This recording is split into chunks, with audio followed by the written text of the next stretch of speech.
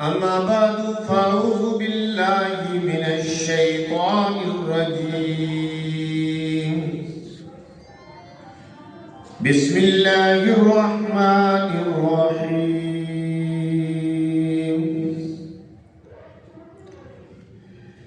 يا أيها الذين آمنوا لا تأكلوا الربا أضعافا مضاعفا واتقوا الله لعلكم تفلحون.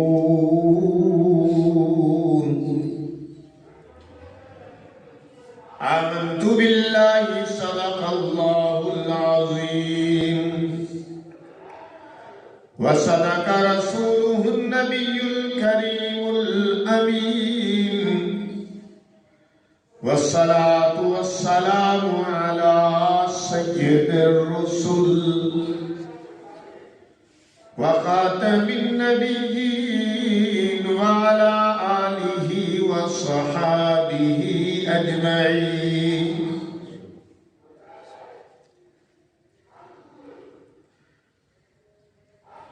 قدم قدم پہ رحمتیں، نفس نفس پہ برکتیں.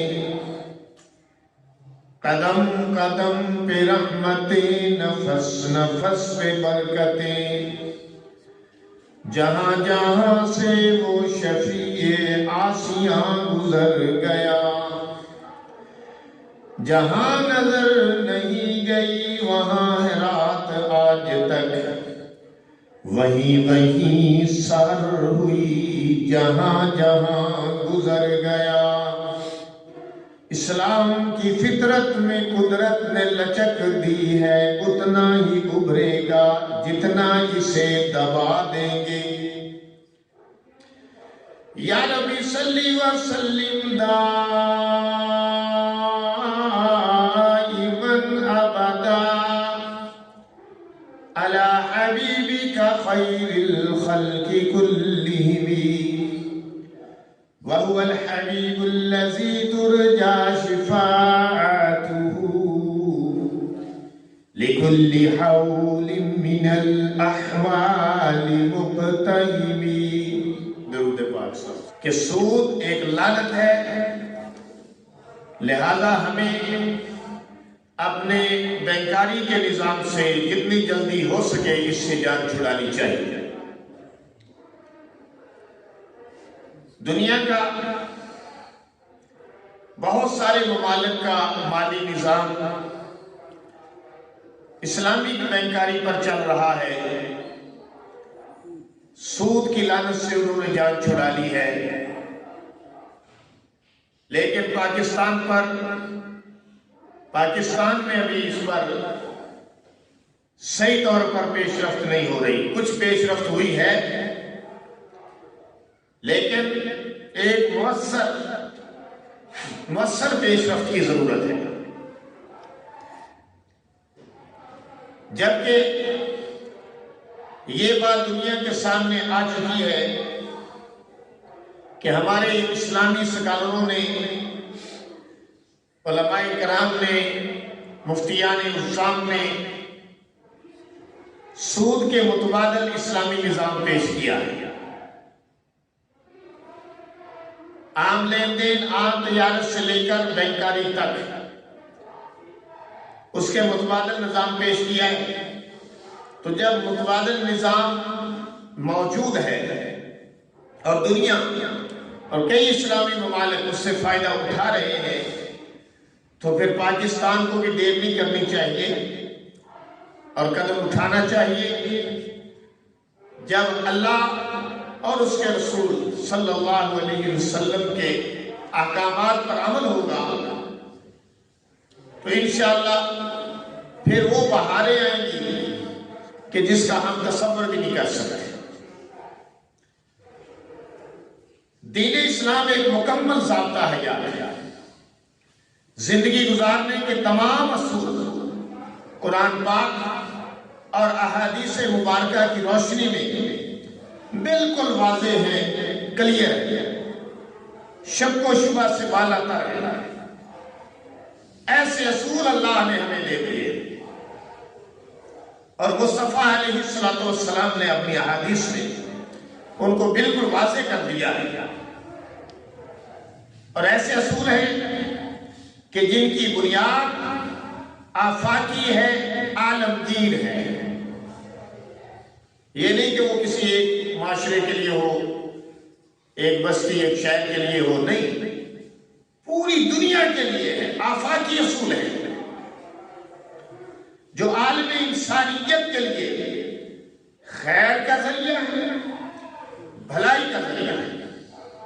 اور اس میں یہ بات بھی ایڈ کروں گا، خیر کا ذریعہ ہے، بھلائی کا ذریعہ ہے، اللہ کی رحمتوں کو متوجہ کرنے کا ذریعہ ہے. ہم جتنا اللہ کے احکامات سے دور ہوں گے اور جتنا رسول پاک صلی اللہ علیہ وسلم کی سنت سے دور ہوں گے، اتنا ہی آفات ہمیں گھیر لیں گے، اتنا ہی مسائل بنے گے، اتنے ہی مصائب آئیں گے، اتنی تکلیفیں آئیں گی، پریشانیاں لاحق ہوں گی. اور آج یہ ہو رہا ہے کہ ہر بندہ پریشان ہے، اور اس قدر پریشان ہے کہ الحفیظ الامان، پریشانی کا کوئی ٹھکانہ ہی نہیں. پیسے والا بھی پریشان، غریب بھی پریشان، ذمہ دار بھی پریشان، بزنس مین بھی پریشان، نوکری والا بھی پریشان، ریڑی بان بھی پریشان، ہر آدمی پریشان ہے. وجہ کیا ہے؟ وجہ اللہ کے احکامات سے دوری. جب ایک بزنس مین اپنی مرضی سے بزنس کرے گا، اللہ اور اس کے رسول کے احکامات کو مد نظر نہیں رکھے گا، تو برکت کہاں سے آئے گی؟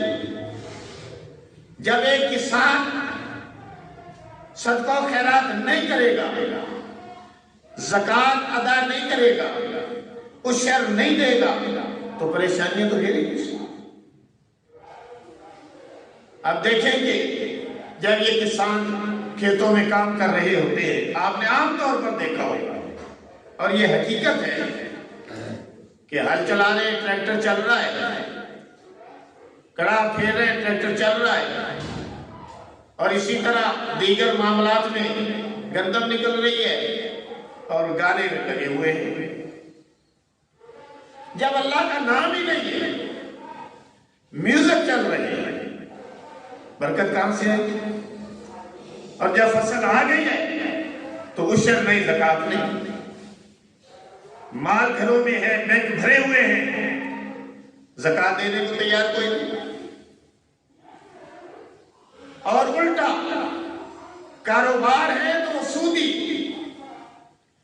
سود بظاہر بڑھتا ہوا نظر آتا ہے. سودی کاروبار میں وہ سمجھتا ہے کہ میں نے کسی کو 1,00,000 روپے قرض دیا ہے، اب مجھے 2,00,000 ملے گا 1 سال کے بعد. وہ سمجھتا ہے کہ میرا پیسہ ڈبل ہو جائے گا. اللہ نے فرمایا ڈبل نہیں ہوتا، الٹا گھٹ جائے گا.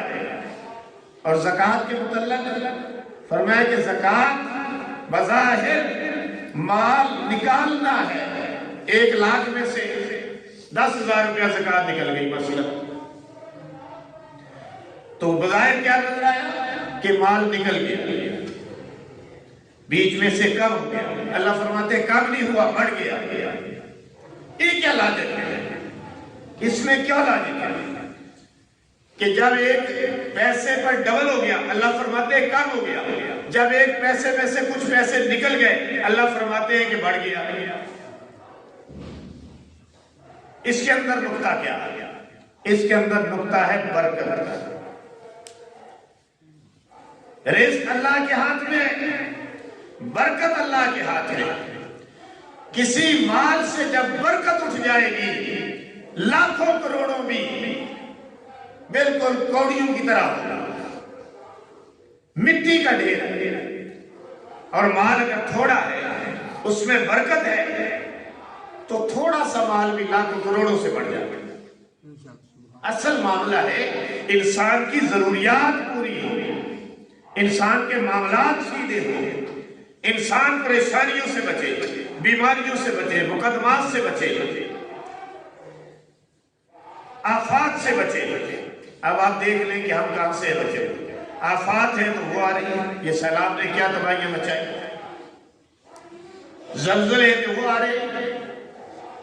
فرمایا کہ جب قوم میں کسی قوم میں سود عام ہو جائے گا، شراب نوشی عام ہو جائے گی، تو اس قوم کو، ان لوگوں کو بیماریاں، آفات گھیر لیں گے.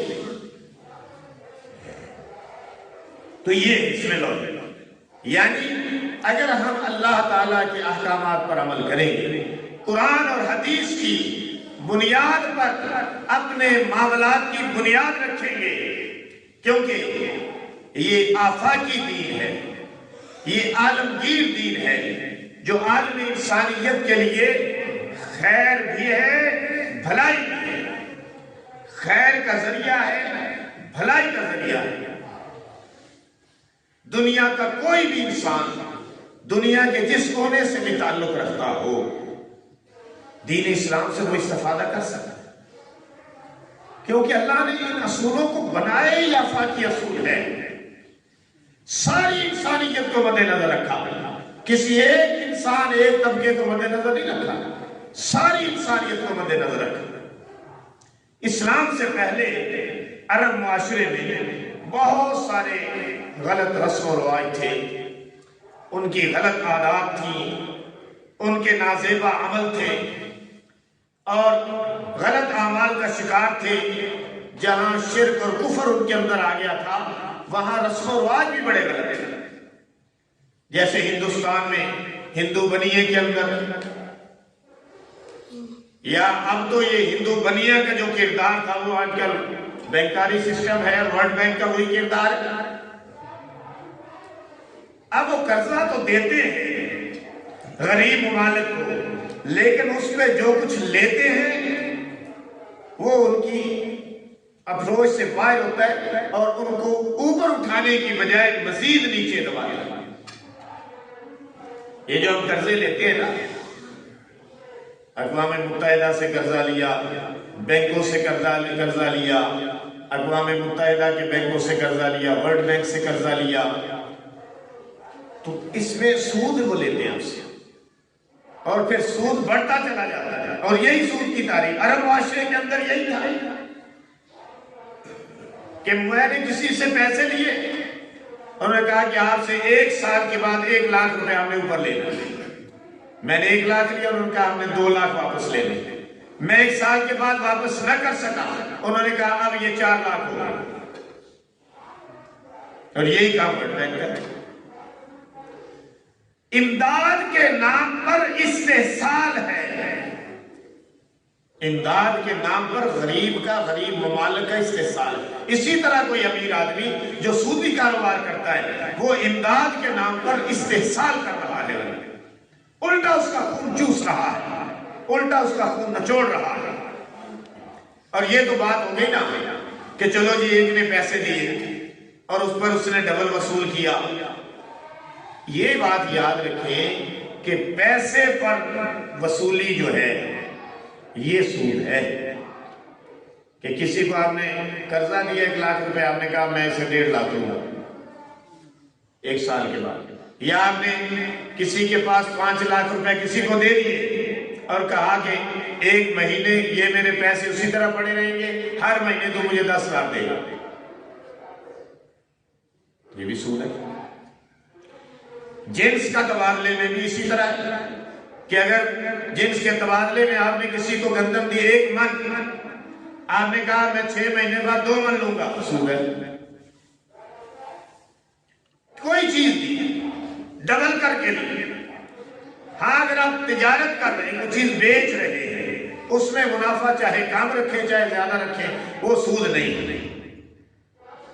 اور ہاتھوں ہاتھ بیچ رہے ہیں، لینا دینا سامنے، آنکھ کے اوجل جو لینا دینا ہے نا، یہ بھی اسلام میں روا نہیں کہ سودا کہیں پڑا ہو اور بات یہاں پہ ہو رہی ہے 2 بزنس مینوں کے درمیان. مثلا میرا مال پڑا ہوا ہے لاہور میں اور ہم دونوں کے درمیان یہاں پہ کبیر میں بات ہو رہی ہے. میں آپ سے کہہ رہا ہوں میرا فلاں مال فلاں جگہ یہ پڑا ہوا ہے، آپ کہتے ٹھیک ہے مال 100 لاکھ، میں کہا 10 لاکھ، تو کہا نہیں 8 لاکھ. یہ جائز نہیں ہے. سودا جو سامنے نہیں ہے اس کا کاروبار جائز نہیں ہے. یا کسی کی طرف کسی ایک کو زیادہ فائدہ ہوگا، کسی دوسرے کو زیادہ نقصان ہوگا. تو سود جو ہے انٹرسٹ، جس کو یہ انٹرسٹ کہتے ہیں بینکاری کے سسٹم میں، تو یہ انٹرسٹ جو ہے یہ اصل میں ہے یہی کہ مال کے اوپر بڑھوتی لینا، اس پر اضافہ وصول کرنا.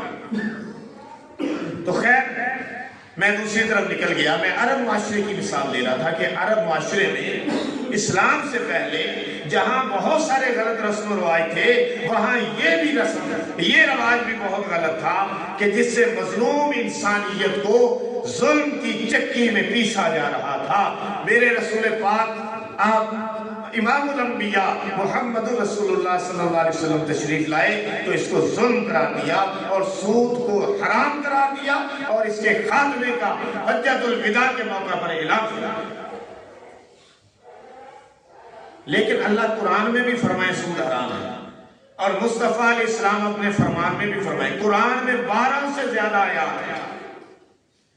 اور پھر مسلمان معاشرہ سود کی لعنت میں جکڑا ہوا ہو تو پھر ہماری یہ مسلمانی جو ہے یہ کوئی صحیح مسلمانی نہیں. تو گویا کہ سود کا مطلب، لینے کا مطلب استحصال ہے، یعنی غریب کا استحصال کرنا، غریب کا خون نچوڑنا، غریب کو مزید غریب کرنا. اس استحصال سے بچنے کے لیے، اس ظلم سے بچنے کے لیے دین اسلام نے کچھ قوانین دیے جن میں سود ہے، جس کو عربی میں، قرآن کی زبان میں، احادیث میں ربا کہتے ہیں. ربا اس کے معنی زیادتی کے، بڑھوتی کے، بلندی کے، بلفاظ دیگر ربا کے معنی غیر قانونی منافع.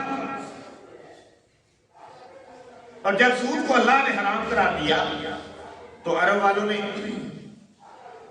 پتہ کیا کہا؟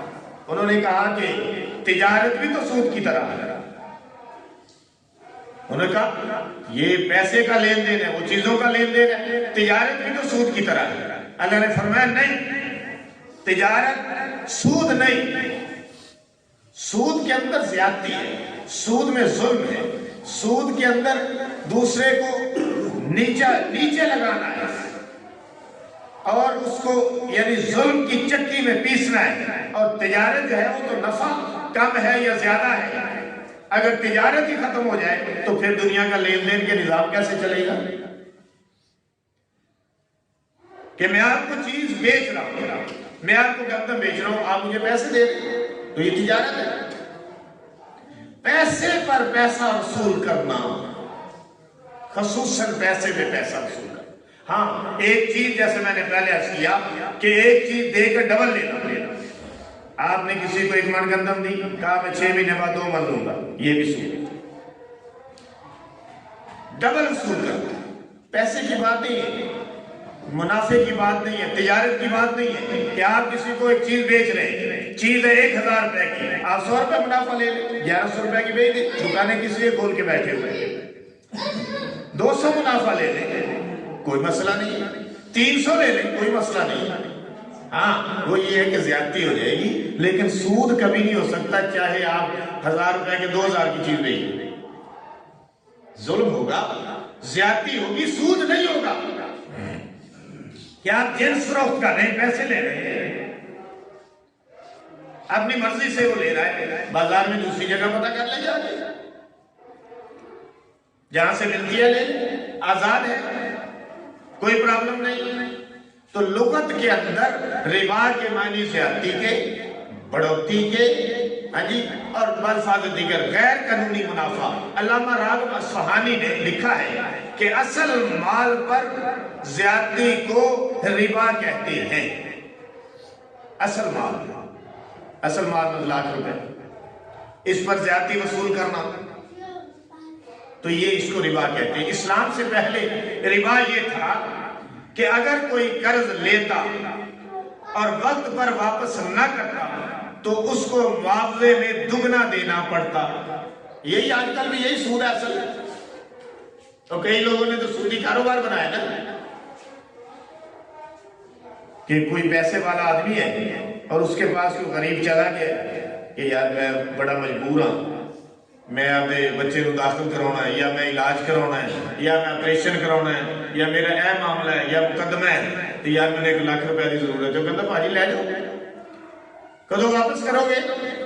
وہ کہتا جی میں 1 مہینے بعد واپس کراؤں گا۔